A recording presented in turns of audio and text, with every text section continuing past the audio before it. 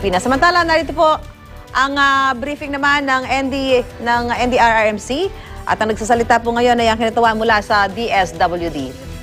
Confirmed report from Governor Mercado himself that all the 71,643 who were housed at the various evacuation centers in the 19 municipalities of Southern Leyte Province who were transferred because of preemptive evacuation due to the threat of Typhoon Ruby, all the 71,643 were already sent back to their homes. That means that the areas in Southern Leyte already are safe for the residents to return. The department had also have 8 quick response teams, and they're now ready for deployment immediately once the flights are resumed to the regions affected.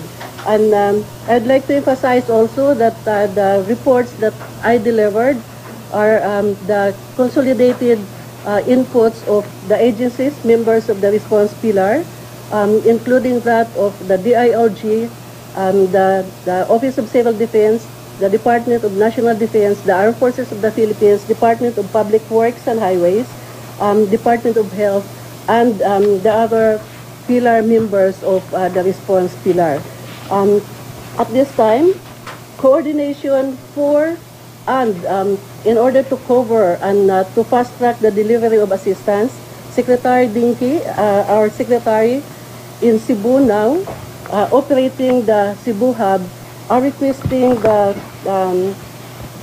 volunteers, and the Cebu Hub currently are in need of volunteers, and anytime they are available, they can contact our DSWD Cebu Hub. Actually, this is the Regional Disaster Risk Reduction and Management Council Disaster Operation Hub located at the Cebu International Convention Center. So, kind-hearted citizens of the country, particularly those in Cebu, if you're interested, please get in touch immediately with our DSWD Operations Center at the Cebu International Convention Center. So, insofar as updates, we'll be giving also additional updates. We're expecting additional reports, particularly those regions and provinces undertaking preemptive evacuation before Typhoon Ruby hit.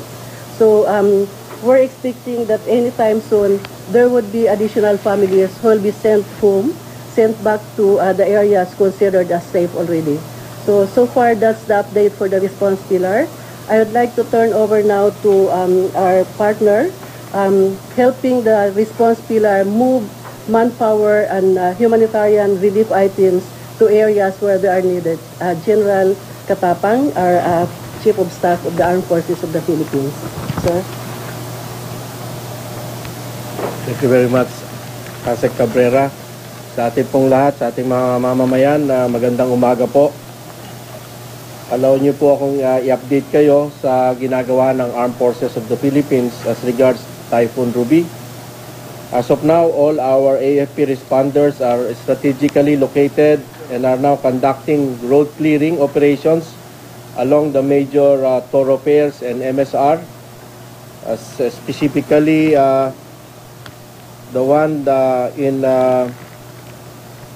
Borongan and Katarman, because weather permitting, the Central Command will dispatch an Air Force team to assess the situation of the Borongan airstrip, including we will also make the Katarman Airport as an alternate airport to accommodate C-130s and other aircrafts for the immediate bringing in of supplies and other resources needed by our Filipino brothers and sisters in the devastated area. In the meantime, the ground units are clearing the airport and MSR north and south of Borongan, and also north, east and west of Katarman, for to ensure that the airport will be available for disaster response operations. The LT 507, it's a A cargo boat is now in Cebu. It's just awaiting the weather to clear, and it will bring supplies and materials and other resources needed for Samar and other areas that will be affected by the typhoon. The commander of 8th Division, General Villarmino, is right now conducting an assessment.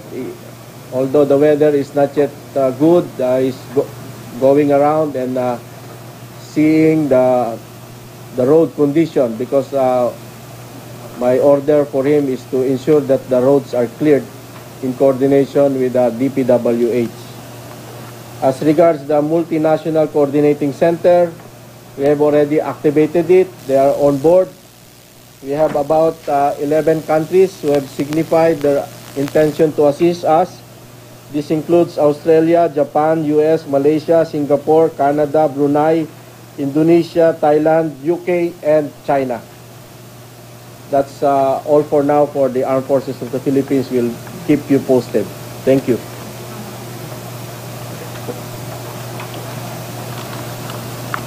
Gusto lang po nating ibigyan diin na ang operations po na ginagawa natin ngayon sa response ay doon po natutuon, or we're giving emphasis and priority now to clearing operations.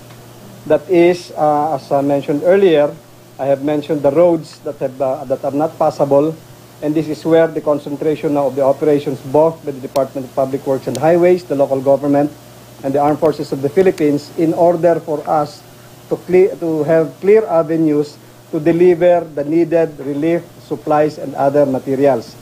So para dun po sa ating mga kababayan na kung mainip man po tayo kung nasaan na ang mga relief, sigurado po meron naman naka-preposition dun sa mga lugar ninyo, at huwag po kayong mag-aalala kung sa tingin ninyo na baka maubusan kayo. Darating po yan, kung hindi man sa araw na to, sa mga sunod na araw, dahil kung may delay man po, ang nagiging dahilan ng delay ay ang mga kalye na hindi pa madaanan. Kaya doon po yung emphasis natin ngayon sa road clearing operations. I also just would like to announce that as soon as roads are cleared or air operations can commence, because in some areas right now of Northern Samar, we are awaiting the clearance for the aircraft to fly, then initial relief operations will start.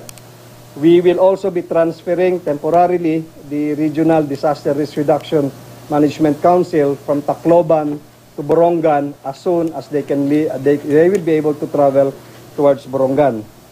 Ngayon, just to make a mention, today is Sunday, tomorrow is class and working day.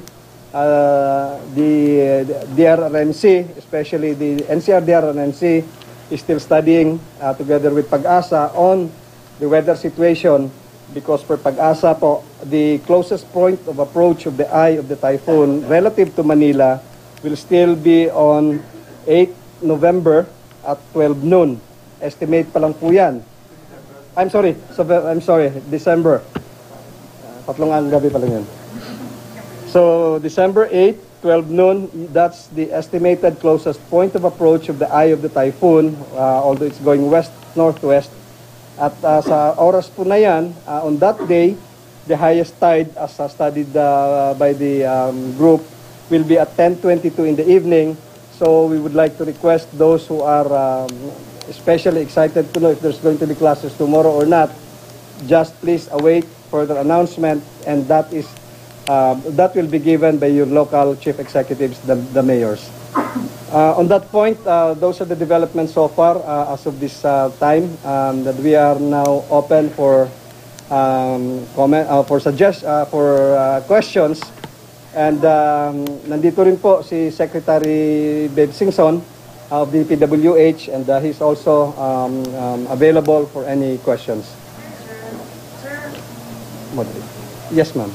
Sir, noticeably, sir, we don't have figures yet as to the injuries or casualties damage. Well, thank you very much for that question. The question was noticeably that Yan po ang press briefing ng NDRRMC kaugnay ng bagyong Ruby. Nangangailangan daw po ng karagdagang tulong at volunteers ang Cebu Hub ng NDRRMC. Patuloy naman daw ang pamimigay ng relief goods ng DSWD sa mga evacuee. Nagsagawa rin ng AFP ng road clearing operations sa mga lugar na apektado ng bagyong Ruby. Magdadala rin daw ng supply sa Samar at iba pang lugar sa pamamagitan ng cargo boat sakaling mas bumuti na ang panahon. 11 bansa na raw ang nagpasabing handa silang tumulong sa relief operations. Sa ngayon, nakatuon din daw ang mga ahensya ng gobyerno sa clearing operations para tiyakin ang patuloy na paghahatid ng relief goods. Magpapadala na rin daw ng tulong mula Borongan sakaling makatawid ang mga puwersa ng pamahalaan. Ayon sa NDRRMC, bukas ng tanghali, inaasahang pinakamalapit ang mata ng bagyong Ruby sa Metro Manila. At ngayon nga pong araw nito, ang Metro Manila ay nasa storm signal number 1.